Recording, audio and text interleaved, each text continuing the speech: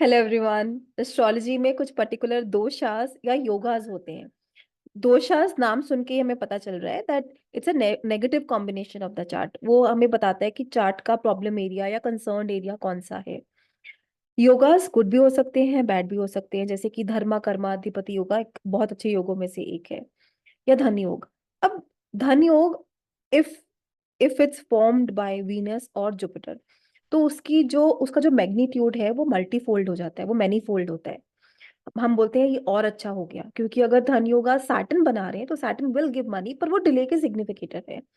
इसका मतलब है किसी भी दोष में या किसी भी योग में कौन सा प्लैनेट इन्वॉल्व है, कौन सा हाउस इन्वॉल्व है, कौन सी राशि इन्वॉल्व है, इंपॉर्टेंट है। जैसे अगर मेरा धन योग बन रहा है या मेरा राजयोग बन रहा है, पर वो अष्टम में बन रहा है या 12वें में बन रहा है, तो मुझे इतना पता है कि उसकी जो बेस लाइन है वो इजी नहीं है। अगर मेरा पितृदोष बन रहा है, जिसमें हम बोलते हैं कि मेरा ninth house, ninth lord significator, वो राहु केतु एक्सेस में जाएंगे, बाधकेश इन्वॉल्व हो जाए और मेलेफिक प्लैनेट्स इन्वॉल्व हो, वो उतना क्रूअल बन जाएगा या उसकी रिकवरी नहीं हो पाएगी। अब प्लैनेट, हाउस और साइन के साथ साथ कुछ नक्षत्रास भी होते हैं जो प्रॉब्लम को बढ़ाते हैं। जैसे हम बोलते हैं कि एक पर्टिकुलर तत्व खराब है चार्ट का, जैसे मंगल भी खराब है और सूर्य भी खराब है, तो उसमें अग्नि तत्व और अग्नि तत्व राशियां भी स्पॉइल्ड हो, तो हम बोलेंगे कि जो अग्नि ऑफ द चार्ट है वो अच्छी नहीं है। जिनके जल तत्व खराब है उनके लिए बोला जाता है कि इनको हैप्पीनेस नहीं मिलेगी, इनको सब कुछ होते हुए भी they might not feel content and all. अग्नि तत्व के लिए बोला जाता है कि इनमें वाइटलिटी नहीं होगी, चार्ज नहीं लेंगे। इसी तरह से अगर कृतिका नक्षत्र भी स्पॉइल्ड है, जो अग्नि को दिखाता है, जिनके जो देवता है वो अग्नि है, या मंगल और सूर्य तो पीड़ित है ही है, कृतिका भी पीड़ित है, तो वो अग्नि दोष को दिखाता है। चंद्रमा और शुक्र पीड़ित हैं, उसके साथ साथ पूर्वाषाढ़ नक्षत्र भी पीड़ित है, या ये जो अफ्लिक्शन या वीकनेस हो रही है इन प्लैनेट्स की पूर्वाषाढ़ नक्षत्र में हो, तो वो जल एलिमेंट की डिस्टरबेंस को इंक्रीज कर रहा है और उसको क्योर करना थोड़ा मुश्किल हो जाता है। तो आज हम ऐसे नक्षत्रों के पर बात करेंगे जो दोषाज में इन्वॉल्व हो, तो हमें बहुत ध्यान से चार्ट को देखना चाहिए। चलिए शुरुआत करते हैं।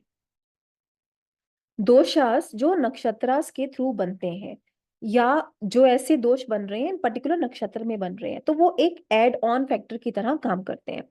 पहले तो कितनी कितनी तरह के दोषास कुंडली में होते हैं, जो सीधा सीधा कोई भी एस्ट्रोलॉजर देखता है तो वो बोलता है कि हाँ आपका ये प्रॉब्लम एरिया है, या आने वाले टाइम में प्रॉब्लम हो सकती है, so you should watch out on this area. जैसे कि सर्प दोष है, पितृदोष, मातृदोष, प्रेत दोष, अभिचार दोष, तत्व दोष। तत्व जैसे हमने पहले भी बात की, जिसमें वाटर एलिमेंट, फायर एलिमेंट, कोई पर्टिकुलर एलिमेंट आपका डिस्टर्ब्ड है। फिर शाप होते हैं, जैसे कि कन्या शाप है, गुरु शाप है। तो इस तरह से अब नक्षत्र कौन से हैं जो इस प्रॉब्लम में हमें बताएंगे कि I should be really worried about it, या अब ये ज्यादा ट्रबलसम हो गए हैं। कोई भी श्राप है, कोई भी दोषा है, या योगा भी है। कुछ नक्षत्र ऐसे हैं जो गुड योगास में इन्वॉल्व होते हैं, तो उनकी बेनिफिट क्वालिटीज को, बेनिफिट ट्रेट्स को इंक्रीज करते हैं। ठीक है, अब सभी दोषास को समझते हैं और उनमें कौन से नक्षत्र आ रहे हैं तो हमें ध्यान रखना है। जैसे कि जब मैं बात करती हूँ कि पितृदोष, मतलब कि मेरा ninth house, ninth lord significator sun afflicted है, और वो मघा नक्षत्र में अफ्लिक्शन जा रही है। जैसे कि लियो मेरे पंचम में पड़ती है, मेरा सेजिटेरियस राइजिंग है, और वहीं पर even if Surya is not placed, ninth house और मघा तो अफ्लिक्ट हो गया ना। तो इसका मतलब है and if sun is afflicted, वहां पर इन कंटिन्यूटी राहु के अफ्लिक्शन है या भादकेश इन्वॉल्व हो रहा है, then now the problem is very high. अब आगे सर्प दोषा की जब हम बात करते हैं, उसमें राहु का आ जाना, अश्लेषा नक्षत्र में आ जाना सर्प देश होता है। जब राहु भादकेश के साथ इन्वॉल्व हो, स्पेशली दुष्टान हाउसेस में 6 से 12 में, तो वो सर्प दोष होता है। इस इन्वॉल्वमेंट में अश्लेषा नक्षत्र आ जाना, या अश्लेषा नक्षत्र बाय इटसेल्फ अफ्लिक्टेड होना, वो भी सर्पदोष को दिखाता है। अब जो पुष्या नक्षत्र है वो पुत्र दोष में कंट्रीब्यूट करता है, स्पेशली जब जुपिटर या फिफ्थ हाउस इन्वॉल्व है, ट्रबल ट्रबल हो रहा है मेलेफिक प्लैनेट से, तो अगर वो पुष्या में हो जाए तो वो ज्यादा ट्रबल मेकर बन जाता है। अब जिसे हम बोलते हैं कलत्र दोष, मतलब कि सेवंथ हाउस, सेवंथ लॉर्ड और सिग्निफिकेटर वीनस ट्रबल हो रहे हैं मेलेफिक प्लैनेट से, नेचुरल या फंक्शनल मेलेफिक प्लैनेट से, वो अफ्लिक्शन पूर्व फाल्गुनी या उत्तर फाल्गुनी नक्षत्र में हो, अब उसको रेक्टिफाई करना थोड़ा मुश्किल हो जाएगा। ऐसे ही जब हम बात करते हैं प्लैनेट के कारक तत्व की, कोई भी प्लैनेट है इफ प्लेस्ड इन आर्द्रा नक्षत्र, आर्द्रा का जो सिंबल है वो टीयर ड्रॉप है। इसका मतलब है कि आप कभी ना कभी लाइफ में उस प्लैनेट के सिग्निफिकेशन को लेके रोएंगे। जैसे अगर मंगल है तो भाई की वजह से, प्रॉपर्टी की वजह से, या अपने अपने बॉडी पेन को लेके, अपने बॉडी फिजिकल स्ट्रक्चर या वाइटलिटी को लेके आपको आप तंग होंगे, प्रोवाइडेड वहां पर वो प्लैनेट अफ्लिक्टेड भी है। अब हमारी बात ज्यादा लगेगी, क्योंकि आर्द्रा आपको रुला के जाते हैं। इसी तरह से मूला खुद में ही एक डिस्ट्रक्टिव नक्षत्र माना जाता है। अब वो प्लैनेट जो बैठा है वो मूला में हो और 6 से 12 में है, हम जितने भी फैक्टर्स लगाते हैं तंग करने के लिए, जैसे 6 8 12 भाव, मेलेफिक प्लैनेट्स, और फिर मूल नक्षत्र हो, नाउ अगेन अफ्लिक्शन की सिविरिटी बहुत इंटेंस, बहुत हाई हो रही है।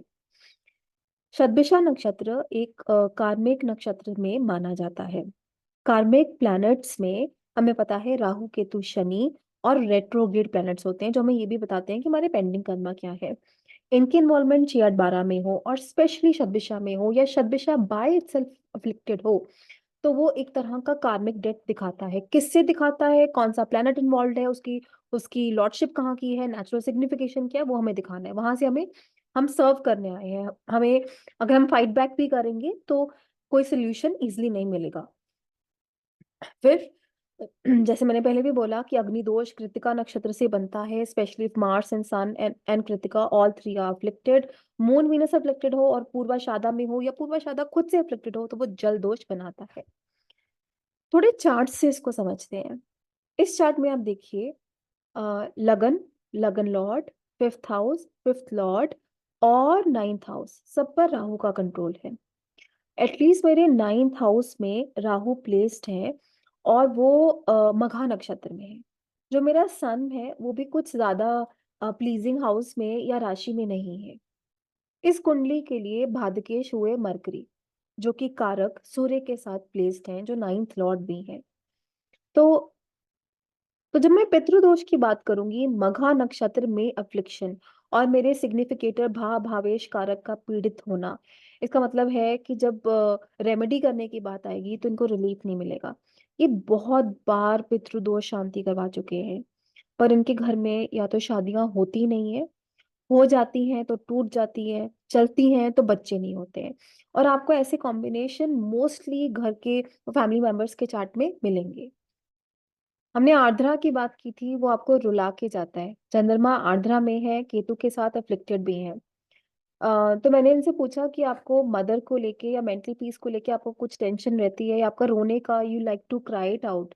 उन्होंने मुझे बताया कि मैंने फॉरेन जाने के लिए बहुत ट्राई किया और मेरा कभी बना नहीं। इनफैक्ट मुझे रात को नींद नहीं आती है, एक तरह से इंसोम्निया की प्रॉब्लम है। मैं कभी कभी रात को उठ के रोता भी हूँ अकेले में। तो वो ट्वेल्थ लॉर्ड है, फॉरेन की बात कर रहे हैं और रोने का मन करता है, जो आर्द्रा नक्षत्र में इस नेटिव ने मुझे कंफर्म किया। पर आप देखिए कि लगन में जुपिटर है, लग्नेश खुद से बहुत स्ट्रांग है, दो बेनिफिक प्लैनेट के साथ है। तो उनके लिए एडमिट करना, ये बोलना थोड़ा मुश्किल हो जाता है, अपनी प्रॉब्लम्स को जल्दी बता नहीं पाते हैं। ये बहुत इंटरेस्टिंग चार्ट है। इसमें सेवंथ लॉर्ड, सिग्निफिकेटर वीनस, दोनों राहु केतु एक्सेस में है, और पूर्व फाल्गुनी नक्षत्र में शनि और राहु, दो वक्री ग्रह हैं। हमने पूर्वा और उत्तरा दोनों लिए थे, एक में शनि है एक में राहु है। इनकी भी शादी नहीं हुई है। बहुत सारे ब्रोकन रिलेशनशिप रहे हैं, रिलेशनशिप में कभी कंटेंटमेंट, सेटिस्फेक्शन या अपने फन की फीलिंग नहीं आई है। इनफैक्ट अब इन्होंने गिव अप कर दिया है कि may be marriage and relationship is something not meant for me. So the point is, जब हमारा भावेश और कारक अफ्लिक्ट होता है और उसमें पूर्वा या उत्तर फाल्गुनी नक्षत्र रिलेशनशिप में अफ्लिक्ट करता है, तो जो कलत्र दोष का नुकसान है उसमें एड ऑन फैक्टर की तरह काम करता है। ये चार्ट देखिए आप, हमने मूल नक्षत्र बाय सेल्फ डिस्ट्रक्टिव होता है, उसमें जो भी प्लैनेट आता है उसके कारक तत्व डिस्ट्रॉय हो जाते हैं। वीनस एक जलीय ग्रह अग्नि तत्व राशि में छठे भाव में है, जो उसका मर्ण कारक स्थान भी है, और कालपुरुष की राशि में भी, कालपुरुष की कुंडली में भी वो यहीं पर नीच के होते हैं। वो पाप कर्त्री में है, बहुत वेल प्लेस्ड नहीं है। ऊपर से उनकी जो प्लेसमेंट है वो मूल नक्षत्र में है। वीनस रिलेशनशिप का सिग्निफिकेटर है both for guys and girls. इनकी शादी अभी तक नहीं हुई है, और इसका मेन रीजन यही है कि ये किसी से जल्दी कनेक्ट नहीं कर पाती है। मैंने इनसे वीनस की लॉर्डशिप के बारे में भी पूछा था, जो कि है 4th और 11th। उन्होंने बताया कि मुझे मदर की तरफ से कोई परेशानी या एल्डर सिबलिंग से कोई खिटपिट नहीं है। पर ये अपने घर से दूर रहती हैं जॉब करने के लिए। खैर वो स्पॉइल्ड सिग्निफिकेशन में तो नहीं आया, बट हाँ, नॉट गेटिंग मैरिड बिकॉज वो किसी को जल्दी चूज नहीं कर पाती हैं, कनेक्ट नहीं कर पाती हैं, किसी पे जल्दी विश्वास नहीं कर पाती हैं।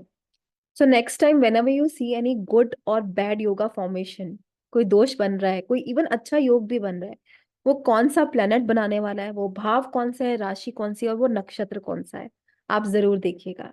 Thank you so much.